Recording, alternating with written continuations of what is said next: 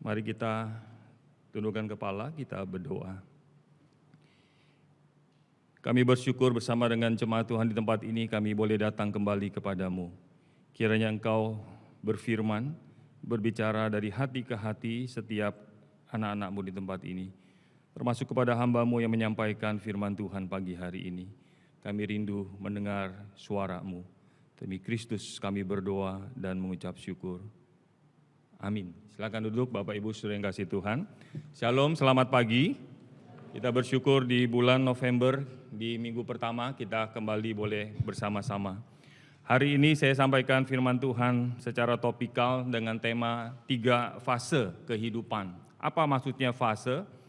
Saudara, kalau kita tahu fase itu artinya satu masa, satu tahapan-tahapan dari satu tahapan waktu perubahan ke tahapan waktu perubahan yang lain. Saya mau memulai renungan khotbah pagi hari ini dengan mobil listrik, saudara, mobil listrik.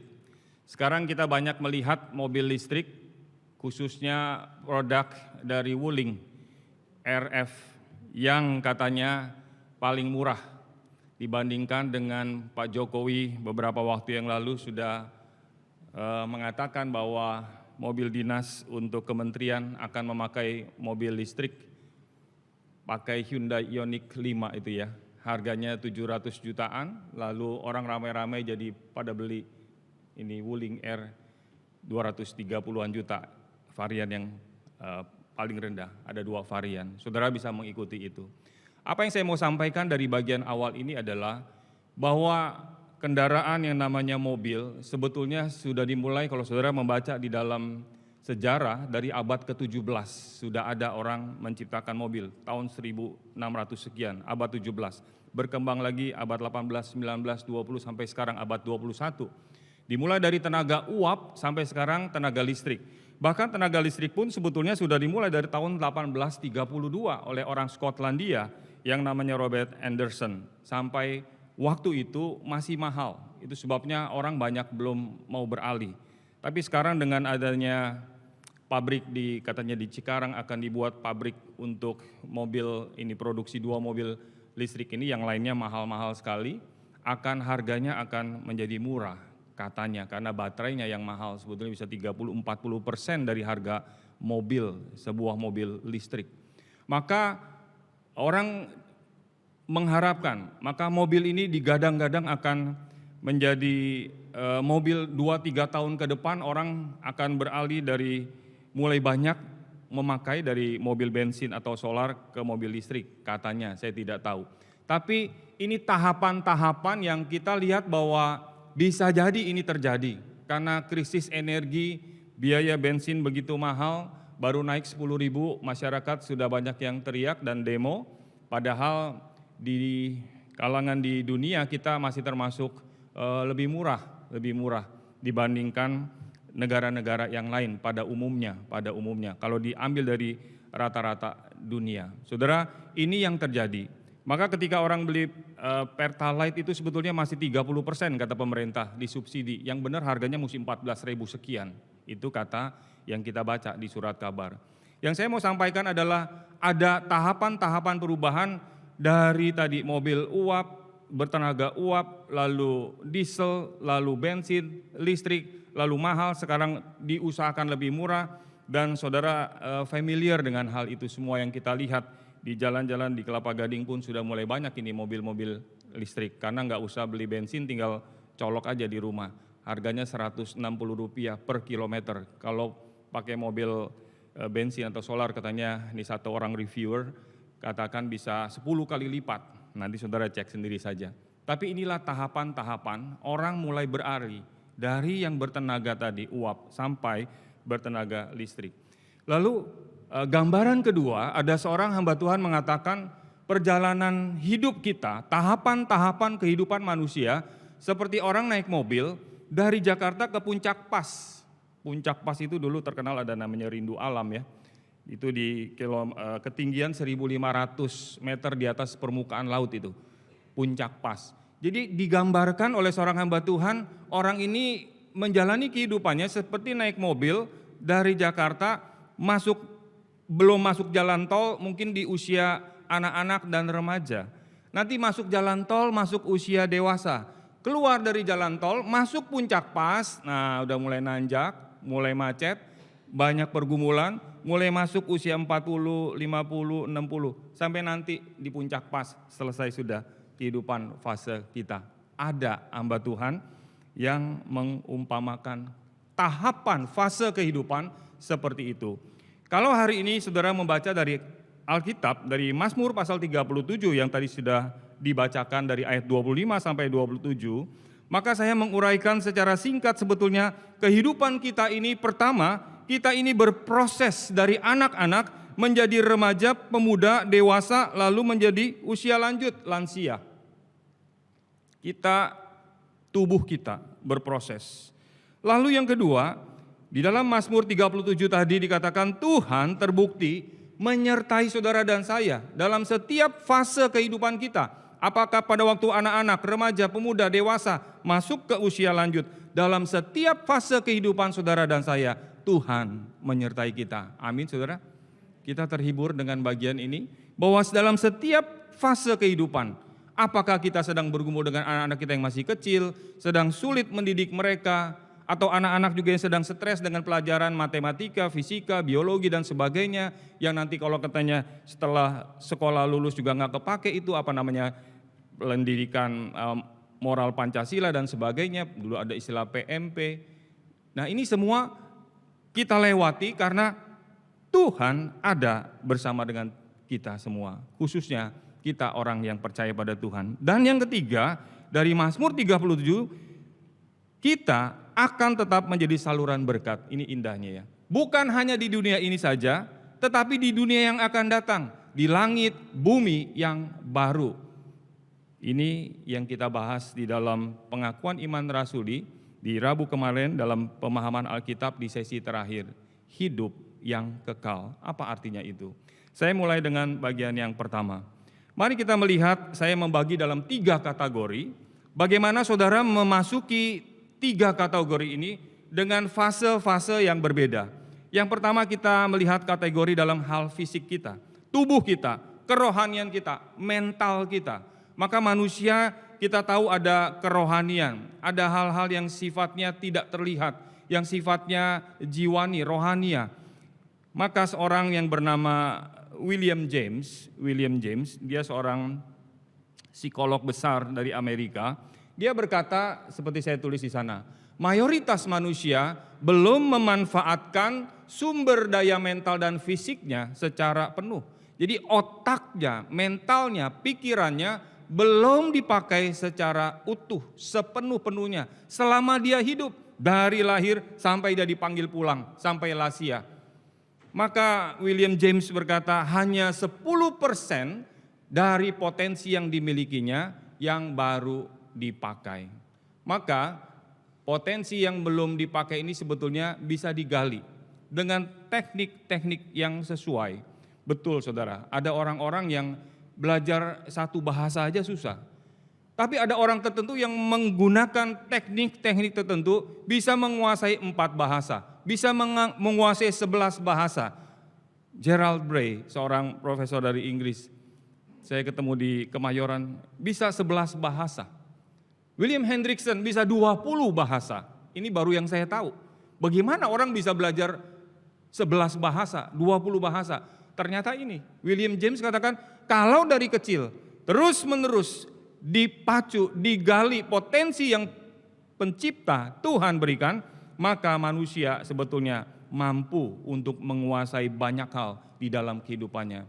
Dia bisa menjadi seorang ahli hukum, juga seorang insinyur, mungkin juga bisa jadi seorang ahli bahasa, bisa jadi dokter, bisa macam-macam kalau dia mau menggali potensinya.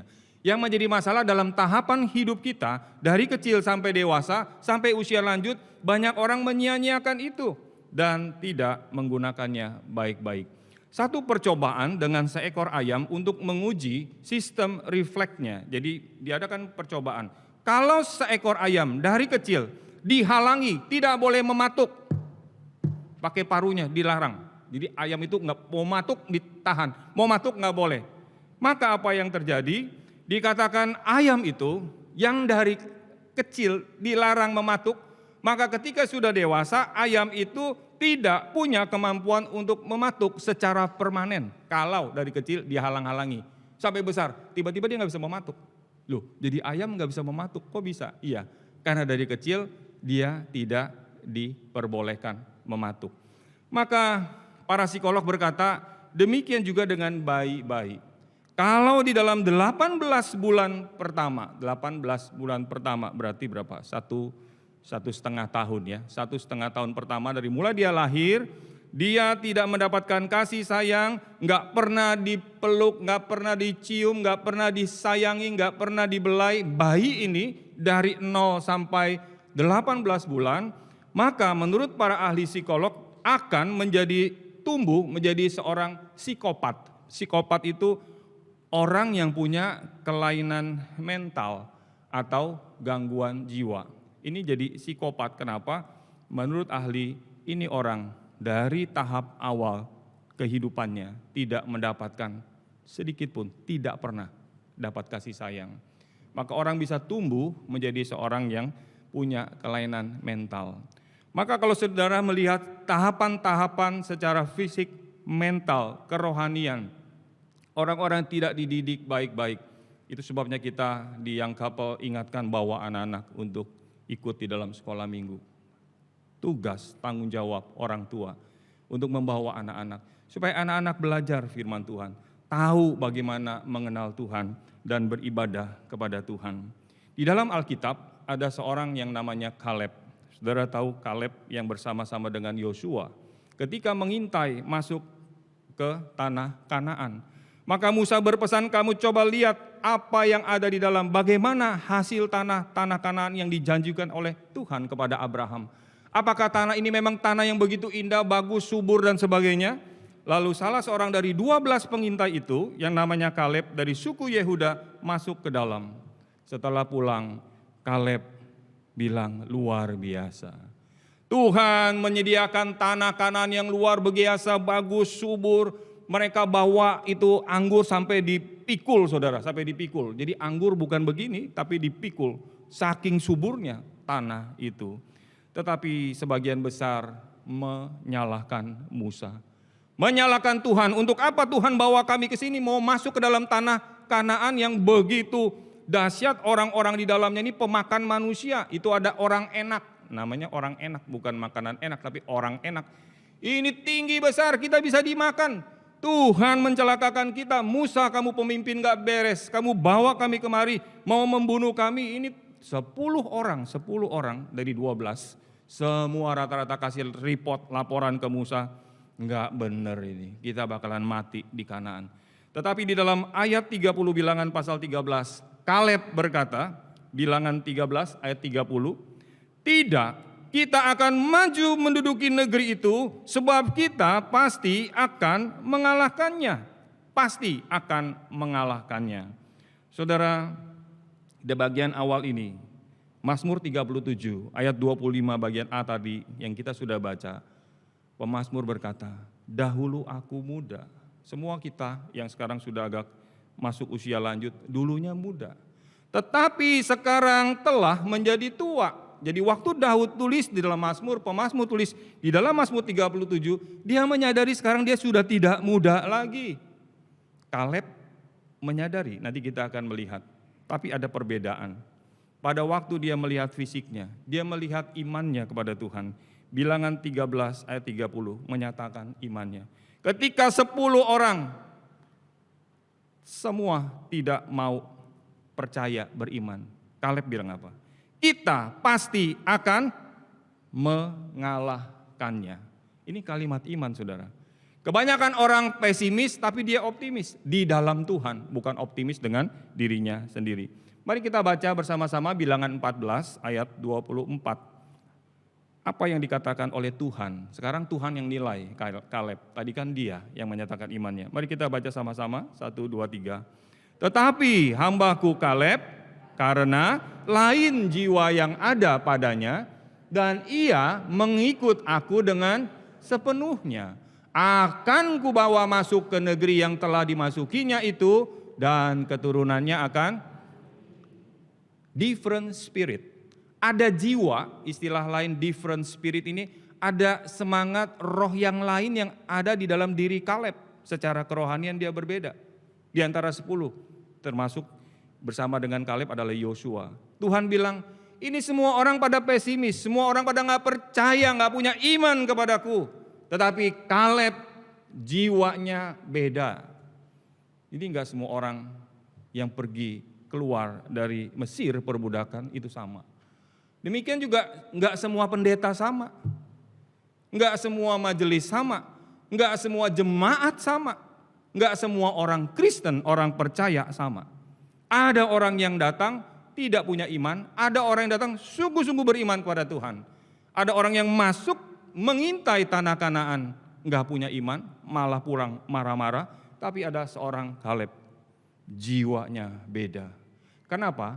Karena ia dengan sepenuh hati, wholeheartedly, dengan wholehearted, dengan seluruh hatinya, enggak separoh, enggak 75%, enggak 90%, enggak 99,99999%, tapi sepenuhnya utuh. Tuhan, saya ikut Engkau, aku percaya total. Mari saudara renungkan bagian ini buat diri kita masing-masing. Apakah dalam tahapan-tahapan hidup kita semakin hari semakin ikut Tuhan dengan sepenuh hati? Atau makin hari makin turun, makin hari makin kecewa, makin hari makin mundur, makin hari makin merasa kok begini-begini aja. Maka ada lagu hari lepas hari, terus diplesetin apa? Begini-begini aja. Sedih banget ya. Hari lepas hari bukannya bertambah-tambah manisnya, bertambah-tambah indahnya, tapi begini-begini aja. Bahkan aku makin merosot, aku makin kehilangan iman, aku makin melihat Tuhan itu ternyata enggak baik, Tuhan itu jahat. Kalau Tuhan itu baik, mengapa saya mengalami kesulitan? Kalau Tuhan itu baik, mengapa saya sakit? Kalau Tuhan itu baik, mengapa anak saya mengalami persoalan? Jadi kesimpulannya, Tuhan itu jahat. Inilah yang dilakukan, dikatakan oleh 10 orang yang sama-sama mengintai bersama dengan Kaleb ke tanah Kanaan, tanah perjanjian. Tapi tidak punya iman, tidak punya kekuatan untuk melihat kepada Tuhan. Maka ketika waktu berlalu, Tuhan izinkan, Musa pun tidak diizinkan masuk. Generasi pertama tidak ada yang masuk ke dalam tanah Kanaan kecuali Yosua dan Kaleb, kecuali Kaleb yang keluar, masuk ke padang gurun, masuk ke tanah Kanaan. Lalu ketika sudah sampai ke tanah Kanaan, perhatikan apa yang dikatakan oleh Kaleb. Dalam Yosua pasal 14 ayat 10, mari kita baca sama-sama, 1, 2, 3. Jadi sekarang sesungguhnya Tuhan telah memelihara hidupku, seperti yang dijanjikannya, kini sudah 45 tahun lamanya. Sejak diucapkan Tuhan firman itu kepada Musa. Jadi sekarang sudah umur berapa? 85 tahun aku hari ini. Pada waktu ini aku masih sama kuat seperti pada waktu aku disuruh Musa. Seperti kekuatanku pada waktu itu, demikianlah kekuatanku sekarang untuk berperang dan untuk keluar masuk. Luar biasa. Sudah 45 tahun. Waktu dia diperintahkan oleh Musa masuk ke tanah Kanaan, umurnya berapa? Sicap, 40. Umurnya 40. Sekarang udah pecapgo, udah 85. 45 tahun yang lalu. Heran ya. Bagaimana seorang Kaleb bisa tetap kuat, imannya tetap mantap di dalam Tuhan? Saudara pikir apakah terjadi dengan kebetulan? Tiba-tiba dia jadi orang yang kuat, fisiknya bagus, imannya bagus? Nggak mungkin. Tahapan-tahapan yang dilalui. Dari awal Tuhan udah bilang, Kaleb mengikut aku dengan sepenuh hati. Maka dari umur 40, 41, terus ketika Musa memerintahkan kepada Kaleb, dia ikut Tuhan. Terus imannya enggak entar separoh, entar seperempat, entar sepenuh, ikut Tuhan enggak. Pokoknya aku ikut Tuhan walaupun aku enggak mengerti. Aku tetap setia mengiring Tuhan. Dia juga melatih fisiknya, tidak sembarangan. Coba kita lihat diri kita masing-masing. Ada orang belum umur 40, sudah kolesterol, asam urat, trigliserid tinggi, wah macam-macam penyakitnya. Nggak bisa ini, nggak bisa itu. Kenapa? Terlalu sembarangan. Saya termasuk yang dulu waktu kuliah menyesal. Kenapa? Waktu kuliah di S1 arsitektur, itu tiap hari hampir makan soto Betawi. Hampir tiap hari. Betawi Padang. Makannya jeroannya lagi, enak nggak saudara?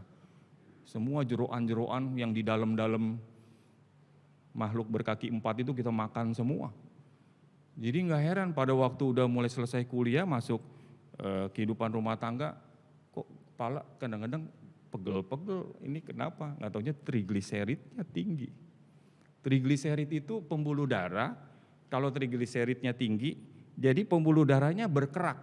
Ibaratnya pipanya karatan, makin lama makin kecil, kalau tekanannya sama tapi diameternya makin kecil, apa yang terjadi saudara? Makin kecepatannya makin tinggi. Kalau makin tinggi, kemungkinan pecah di pembuluh-pembuluh darah tertentu makin memungkinkan. Jadi saya sadar, wah salah asuhan. Waktu kuliah kebanyakan makan, bukan nggak boleh makan soto tuh enak, apalagi pakai santan enak. Ada tempat-tempat tertentu sotonya enak banget gitu ya. Bukannya nggak boleh saudara mau makan samcan kayak, mau sican kayak, five chan apa aja yang yang berlapis-lapis boleh aja. Tapi kalau terus menerus, nah itu yang terjadi. Saya yakin Kaleb dia tahu diri bagaimana ngatur pola hidup, bukan hanya fisiknya makannya. Jadi dia nggak gampang menyalahkan Tuhan, nih gara-gara Tuhan nih, aku sakit baru umur sini gara-gara Tuhan. Nggak mungkin Kaleb menyalahkan Tuhan seperti itu. Dia tahu kapan harus dia makan ini, kapan dia harus berolahraga, latih. Dia bilang tadi, fisik aku masih sama kuat seperti pada waktu disuruh oleh Musa. Musa suruh aku 45 tahun yang lalu. Sekarang sudah berlalu, umurku 85 tahun. Saudara jangan berpikir orang dulu ya 85 pasti kuat. Enggak juga. Ketika Kaleb ngomong begini, dia benar-benar membuktikan saya ini masih kuat, bukan hanya fisik, tetapi pikiran dan imannya. Nah ini PR buat saudara dan saya. Ya kalau kita sudah salah langkah seperti saya tadi, ya saya balasnya makan pare banyakan aja. Jadi dulu banyak makan jeroan, sekarang banyak makan pare, supaya ya netralisir minimal tebus dosa masa lalu pada waktu salah makan, waktu kuliah. Nah, saudara nggak tahu ya di sini yang suka pokoknya makan. Nah, sekarang lagi ada festival bakmi macam-macam. Ya, aduh pokoknya nggak bisa cuma satu. Saya mau makan yang 2, 3, 4 semua bakmi se-Jakarta. Saya cobain ya dari Muara Karang, dari Pluit, dari ini, dari Bandung. Wah semua saya makan. Pokoknya harus dipuaskan. Ya sesekali sih boleh aja. Tapi kalau terus menerus, ini jadi masalah. Ini bagian pertama. Ketika Tuhan kasih kita tubuh, Tuhan kasih kita kesempatan rohani yang baik, Tuhan kasih kita pikiran, semua ini ada fase-fase tertentu. Maka ada orang-orang tertentu yang begitu cepat mengalami demensia. Ada orang-orang tertentu, kok dia lama ya? Kok dia lama gitu, lebih lama. Ada orang-orang tertentu yang belum apa-apa, lupa ini, lupa itu, lupa ini, lupa itu. Tapi ada orang yang bisa lebih lama. Itu tidak terjadi tiba-tiba, tapi ada proses tahapan-tahapan yang dilalui. Apakah kita bertanggung jawab kepada Tuhan sebagai pemilik tubuh, jiwa kita? Ini bagian yang pertama. Mari kita jangan cepat-cepat menyalahkan Tuhan. Coba lihat diri kita sendiri. Kalau kita sudah salah langkah di fase-fase yang sebelumnya, mari kita perbaiki. Ini bagian yang pertama. Yang kedua, saya mau masuk tadi kalau soal tubuh kita, pikiran kita, kerohanian kita, jiwa kita. Sekarang soal kegiatan kita. Waktu tahapan kegiatan, kategori yang kedua, kita melihat ada waktunya orang belajar, ada waktunya orang meniti karir, maka ada waktunya orang pensiun. Kalau kita lihat tahapan kegiatan kita, maka anak-anak belajar sampai SD, SMP, SMA, kuliah, S1, S2, S3 dan sebagainya. Belajar secara akademik. Lalu meniti karir, masuk lagi yang berikutnya ketika karir sudah selesai, sekarang waktunya untuk pensiun, untuk selesai. Tetapi bukan berarti pengangguran, saya sudah pernah sampaikan, pensiun bukan berarti Duduk, tidur, nonton TV, tidur. Bukan begitu. Pensiun artinya secara formal kita memang berhenti. Tetapi secara aktivitas kegiatan. Karena memang Tuhan menciptakan kita sebagai makhluk pekerja. Saya mau ajak saudara lihat Mazmur 37, tadi sudah kita baca ayat 25b sampai dengan 26. Sama-sama kita baca, 1, 2, 3. Tetapi tidak pernah kulihat orang benar ditinggalkan, atau anak cucunya minta-minta roti. Tiap hari ia menaruh belas kasihan dan memberi pinjaman, dan anak cucunya menjadi berkat. Saudara perhatikan, di dalam aktivitas, di dalam setiap kehidupan secara sosial dengan orang-orang lain, Tuhan berjanji, Mazmur 37, orang yang bergantung berharap kepada Tuhan, maka orang itu, orang benar itu, lawannya adalah orang bodoh, orang fasik, tidak ditinggalkan. Anak cucunya tidak meminta roti, artinya tidak menjadi beban, tetapi dia boleh memberi, menaruh belas kasihan, memberi pinjaman, dan menjadi saluran berkat. Ini adalah gambaran anak cucu. Orang yang takut akan Tuhan, orang yang beriman kepada Tuhan, ada berkat-berkat Tuhan seperti yang Tuhan janjikan. Maka di bagian kedua saya mau ngajak saudara bukan hanya melihat secara tubuh fisik kita saja, diri kita, tapi melihat sekeliling. Secara kelompok sosial, karena manusia seperti pencipta, diciptakan tidak untuk hidup sendiri. Saudara pikir, sebelum dunia dicipta, Allah Tritunggal, mengapa disebut Allah Tritunggal? Allah Bapa, Allah Anak, Allah Roh Kudus. 3 pribadi tapi satu Allah. Kenapa 3 pribadi ya Pak? Ya, supaya di dalam sebelum kekekalan, sebelum penciptaan, di dalam kekekalan sampai kepada kekekalan selalu ada apa? Persekutuan Bapa, Anak dan Roh Kudus. Maka ketika Allah Tritunggal ini, marilah kita menciptakan manusia, Kejadian pasal 1, Tuhan menciptakan manusia menurut apa? Gambar dan rupa Allah. Maka saudara dan saya, seperti Tuhan tadi, berelasi di dalam dirinya sebagai Allah, Bapa, Anak, dan Roh Kudus, maka kita pun manusia diciptakan juga berelasi. Maka Adam ketika dicipta, Tuhan tahu dia tidak bisa sendirian. Dia perlu manusia lain yang namanya Hawa. Setelah itu dia bersetubuh dan punya anak-anak keturunan. Itulah manusia, saudara dan saya, keturunan Adam dan Hawa. Adam tidak bisa ngobrol sama monyet, sama harimau, ngobrol aja sana. Beda, karena mereka tidak diciptakan menurut gambar dan rupa Allah. Tidak menurut image of God. Makanya ketika Tuhan menciptakan manusia, Alkitab mengatakan itu sangat baik. Sebelumnya baik, tapi waktu manusia diciptakan, it was very good. Ada very di situ, sangat baik, membedakan dengan ciptaan yang lain. Sampai di bagian ini saudara, mari kita menyadari, kalau saudara makan pun gak enak lu makan sendiri, betul gak? Kita beli sesuatu yang paling enak, terus kita makan sendirian, saking pelitnya kita, saking kikir, pokoknya gak mau bagi-bagi, pokoknya gue pengen makan sendiri. Kenikmatannya beda waktu kita kumpul dengan orang lain, dengan teman, dengan saudara, kita share. Makanya orang beli rujak satu, kumpul makan, sekarang lagi pandemik belum selesai, ya kurang memungkinkan makan satu tempat rame-rame gitu ya. Tapi keindahan, kenikmatannya itu kalau kumpul di keluarga ya satu meja.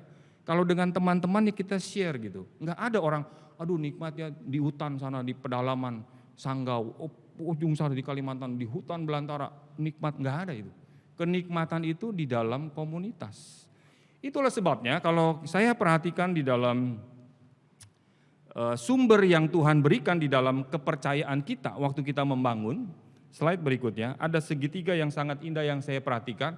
Ketika orang memahami siapa Tuhan, mempercayai Tuhan, maka harus punya pemahaman Alkitab, mengeksegesis artinya menggali firman Tuhan ini bilang apa sih. Lalu ketika dia sudah tahu firman Tuhan ini, maka yang kedua, dia harus ada interaksi di dalam komunitas. Nah lihat saudara ya, jadi nggak bisa orang baca Alkitab, belajar firman Tuhan direct, langsung sama Tuhan aja, terus hidup sampai mati, berdua terus sama Tuhan. Tuhan nggak maksudkan seperti itu.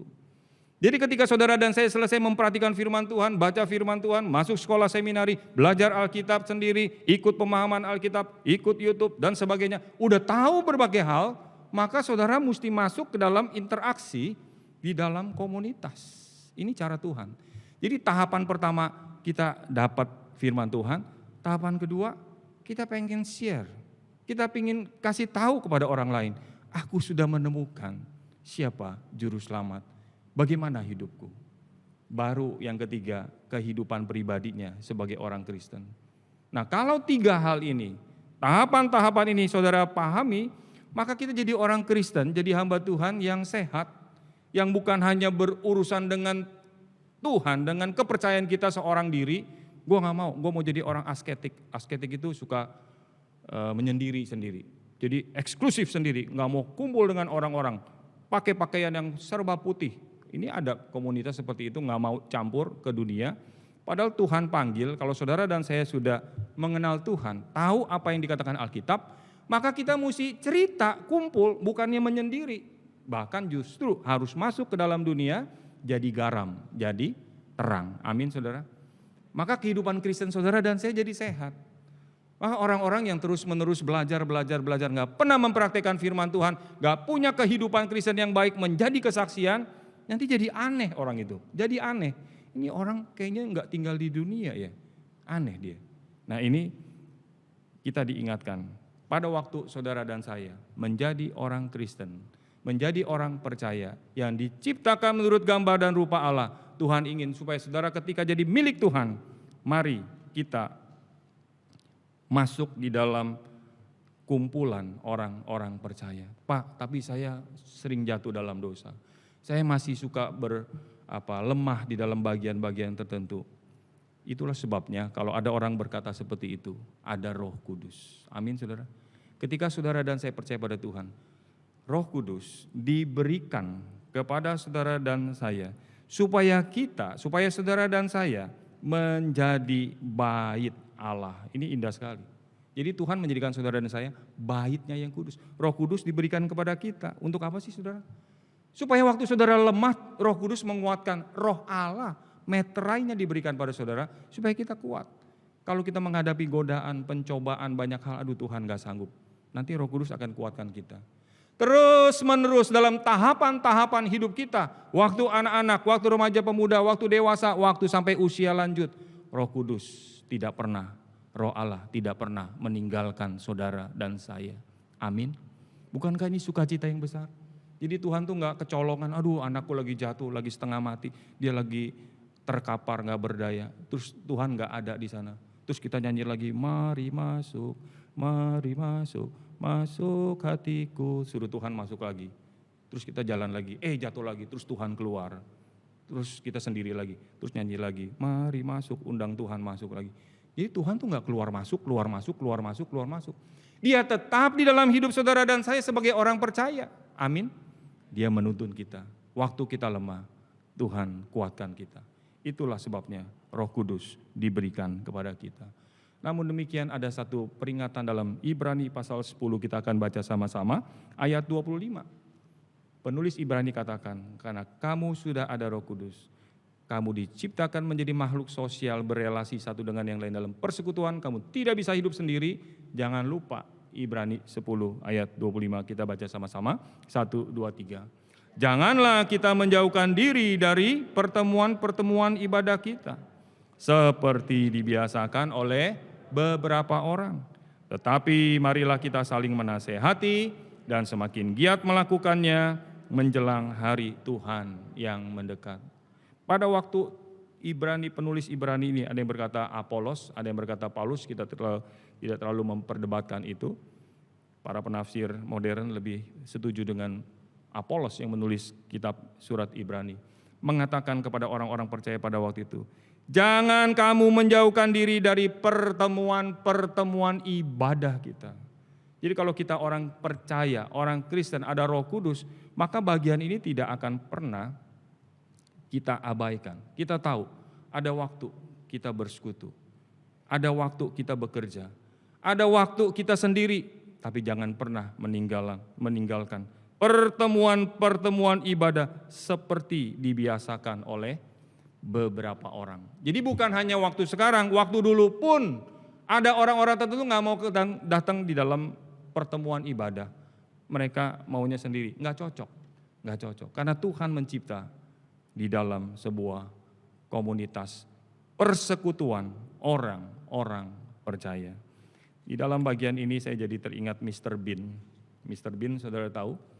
Itu dia pernah, saya lihat saksikan salah satu tayangan dia ulang tahun, dia nggak mau cari orang, dia mau ulang tahun sendiri, dia kasih kado buat siapa? Buat dirinya sendiri. Dia bungkus kado, selamat ulang tahun, terus dia nyalain, ya ulang tahun buat diri sendiri, enak nggak saudara? Siapin pergi cari, gue pengen cari kado, bungkus, nah kita kasih sendiri, selamat ulang tahun, kan aneh ya. Ngomong sama diri sendiri selamat ulang tahun, terus buka senang sendiri apa itu Mr. Bean sebetulnya sedang mengkritik orang-orang kalau hidup sendiri kayak begitu. Jadi ulang tahun sendiri kasih ini, tiup lilin sendiri, bawa ini, beliin kue sendiri.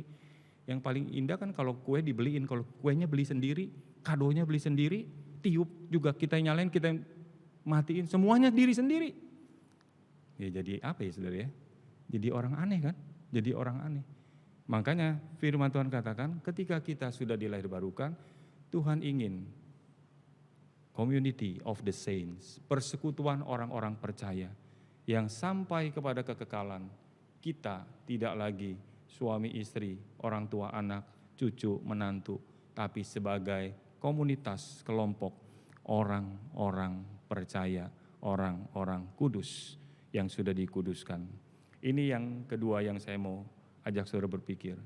Maka ada orang-orang tertentu problem di usia lanjut ya. Tahapan-tahapan yang bagian kedua ini, ketika masuk dalam usia lanjut, itu problemnya hampir sama. Dulu tesis saya pada waktu tulis tesis tentang pelayanan di usia lanjut, sama saudara. Saya survei ke berbagai panti werda, ternyata memang orang-orang di dalam usia sudah mulai masuk usia lanjut, problemnya yang paling utama satu, apa? Loneliness. Kesepian, sepi, anak udah repot sendiri, mantu juga repot sendiri, cucu juga harus bikin PR, dia sendiri lagi. Maka ada orang-orang yang saya interview di panti werda, dia bilang, saya enggak kesini karena disuruh sama anak. Ada saudara, dengan kesadaran diri. Kenapa? Saya ngerti anak-anak, cucu, menantu semua udah punya kesibukan. Maka saya memilih, kata seorang yang saya interview, ada di panti werda ini. Supaya apa? Saya punya teman-teman yang sebaya. Saya cerita pager, saudara kalau angkatan remaja di sini saya cerita pager. Apa tuh Pak pager? Tapi yang umurnya 50 ngerti pager, Starco dan sebagainya. Tweet. Terus kita lari-lari cari telepon, mesti telepon ke kantor. Nah, saudara yang senyum-senyum ketawa-ketawa ngalamin itu. Tapi angkatan Egan, angkatan Wilardo, apa sih pager? Ntar gue coba cari tahu di Google apa sih pager. Sekarang semua udah video call. Tahapan-tahapan usia zaman berubah terus. Orang justru makin canggih. Tapi problem kesepian, loneliness tetap sama.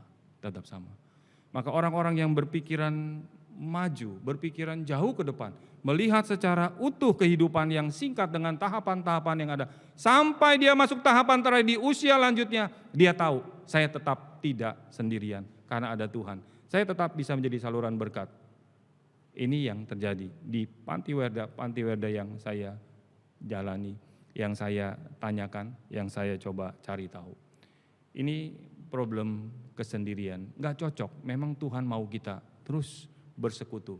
Kalau karena situasi pandemik ya bisa lewat handphone dan sebagainya. Intinya manusia tidak dicipta untuk diri sendiri, hanya untuk sendiri. Tetapi seperti Sang Pencipta, Bapa, Anak, dan Roh, di dalam kekekalan sampai kekekalan kita akan selalu bersama-sama. Yang terakhir, mari kita melihat ayat 27. Bagaimana saudara memandang dunia? Bagaimana saudara memandang dunia? Ayat 27 katakan, jauhilah yang jahat, lakukanlah yang baik. Pemazmur saudara dan saya juga seringkali tergoda. Kalau saya sudah berbuat baik tapi dituduh jahat, mendingan saya jahat. Tapi Tuhan gak begitu. Kalau orang berbuat jahat, kamu tetap berbuat baik. Jauhilah yang jahat, tetap lakukanlah yang baik, maka engkau akan tetap tinggal untuk sementara atau selama-lamanya. Untuk selama-lamanya. Mazmur 37 ayat 27. Untuk selama-lamanya mana mungkin Pak di dunia ini? Alkitab katakan kalau kuat 70 atau 80. Begitu banyak kesulitan menghadapi kehidupan saudara dan saya dalam dunia ini. Pasti Mazmur 37 ayat 27 berkata, bukan kehidupan yang sekarang di sini, tetapi yang di sana. Seperti di dalam Wahyu pasal 22 ayat 3, ayat 4 katakan. Maka yang terakhir saya mau ajak saudara memandang kategori yang keempat, bagaimana cara memandang dunia. Kita tahu manusia dicipta, ada penciptaan. Lalu manusia jatuh, ada kejatuhan, tahapan yang dua. Penciptaan, kejatuhan, manusia jatuh dalam dosa. Semua orang akan meninggalkan dunia ini karena ada kejatuhan. Tapi bersyukur kita masuk dalam fase yang berikutnya, yaitu penebusan. Saudara dan saya sudah ditebus menjadi milik Kristus. Amin. Kita sekarang ada di tahap yang ketiga, sudah ditebus jadi milik Tuhan. Tapi belum selesai. Kenapa belum selesai? Kalau cuma sampai tebusan, di dunia ini saja, saya nggak mau jadi pendeta, saya nggak mau jadi hamba Tuhan, ngapain? Tapi saya tahu ada tahapan yang berikutnya. Apa? Pemuliaan, kekekalan, konsumasi. Maka ketika saudara dan saya menjadi anak Tuhan, aduh Tuhan saya bersyukur. Berapa sering saudara membayangkan sorga? Saya tanya kepada saudara, berapa sering kita membayangkan hidup bersama-sama dengan Yesus Kristus, muka dengan muka, dengan Allah Bapa yang menciptakan kita, Allah Anak, Allah Roh Kudus yang terus menghibur, menguatkan kita waktu kita lemah. Kalau saudara tidak pernah ada masalah dengan iman saudara. Tapi kalau kita tahu Tuhan terima kasih. Sekarang aku sudah ditebus menjadi milikmu di dalam tahapan ketiga penebusan. Tapi belum selesai. Aku tahu ada tahapan yang berikutnya. Yaitu pemuliaan. Maka segala sesuatu akan disempurnakan. Dalam dunia ini ketika kita masih bisa gagal, kita masih bisa jatuh di dalam dosa. Saudara masih bisa mengecewakan dan dikecewakan. Kita manusia yang sama-sama punya kelemahan. Tapi kalau kita melihat jauh ke depan kepada Tuhan yang tidak pernah mengecewakan, kita yang mengecewakan Tuhan. Tapi waktu kita lihat ini semua, Tuhan terima kasih. Ada pengharapan, ada sukacita. Karena Roh Kudus tinggal di dalam diri saya, terus-menerus memperbarui relasi saya, sehingga kita nanti akan masuk dalam satu tahapan yang terakhir. Tadi dikatakan oleh pemazmur, tinggal untuk selama-lamanya. Di mana itu? Kalau bukan di langit dan bumi yang baru. New heaven and new earth. Mari kita baca ayat terakhir 3 dan 4. 1, 2, 3. Maka tidak akan ada lagi laknat, tahta anak Allah dan tahta anak domba akan ada di dalamnya. Dan hamba-hambanya bagaimana? Akan beribadah kepadanya. Dan mereka akan melihat wajahnya. Dan namanya akan tertulis di dahi mereka. Apa maksudnya nama Allah tertulis di dahi? Maksudnya adalah kepemilikan Tuhan yang memiliki orang-orang tebusan di dalam kekekalan, di langit bumi yang baru. Amin saudara. Apakah saudara sudah mulai bisa melihat secara utuh 3 fase kehidupan kita? Baik secara fisik kita, kerohanian kita, pikiran kita, potensi yang Tuhan berikan. Lalu melihat bagaimana kita berinteraksi dengan orang lain. Bagaimana kita menggali firman Tuhan, tahu banyak firman Tuhan lalu men-sharingkan bukan hanya untuk diri sendiri. Dan yang terakhir, mari kita bersyukur kepada Tuhan karena saudara dan saya adalah umat tebusan. Sudah dibeli, harganya lunas dibayar, saudara sudah menjadi milik Tuhan. Sekarang mari kita terus berjalan bersama Tuhan. Sampai satu hari muka dengan muka kita akan melihat wajah Kristus, Bapa dan Roh Kudus. Amin. Mari kita bangkit berdiri, kita akan akhiri di dalam doa mengucap syukur. Mari kita renungkan hidup kita di hadapan Tuhan, bagaimana kita menjalani setiap fase perubahan yang ada, tahapan-tahapan waktu, perubahan kehidupan, tenaga, tubuh kita, segala sesuatu yang terus berubah karena ada fase yang akan kita jalani, tapi kita bersyukur ada fase kekekalan, pemuliaan atas segala sesuatu. Mari kita berdoa. Tuhan, terima kasih untuk hari ini. Ampuni kami kalau kami sudah gagal dalam fase yang lalu. Namun dalam tahapan fase kehidupan yang sekarang yang masih ada yang Tuhan berikan kepada kami, berikanlah kepada kami hikmat bijaksana dan hati yang takut akan Tuhan, untuk tetap melakukan yang baik, apa yang Tuhan perintahkan. Tidak mengerjakan apa yang diperintahkan dari dunia atau bisikan godaan dari si jahat. Tuhan, lihatlah hati kami. Sebentar kami menikmati perjamuan Tuhan. Tuhan Yesus yang sudah mati bagi kami. Kami tidak layak menjadi anak-Mu. Kalau Engkau melihat perbuatan jasa-jasa kami, tidak ada yang dapat kami banggakan. Tapi semua karena kemurahan, karena anugerah-Mu. Tuhan, tiliklah setiap jemaat-Mu dari yang remaja sampai yang usia lanjut. Tuhan, kiranya meneropong hati setiap kami, termasuk juga hati hamba-Mu, supaya kami semakin hidup di dalam takut akan Tuhan, hidup sebagai umat tebusan yang menantikan pemuliaan waktu tinggal bersama dengan Tuhan. Beri kami kekuatan, hiburkan hati yang susah. Tolong mereka yang sedang menderita sakit penyakit dalam kelemahan tubuh usia lanjut. Ya Tuhan, hiburkanlah, kuatkanlah. Kami tahu banyak hal yang kami belum paham. Tuhan, berikan kepada kami bijaksana, berikan kepada kami firman untuk kami semakin mengerti dan melakukan. Terima kasih Tuhan, terima kasih. Dengarlah doa kami yang kami naikkan di dalam nama Tuhan kami, Yesus Kristus. Amin. Sambil tetap berdiri, mari kita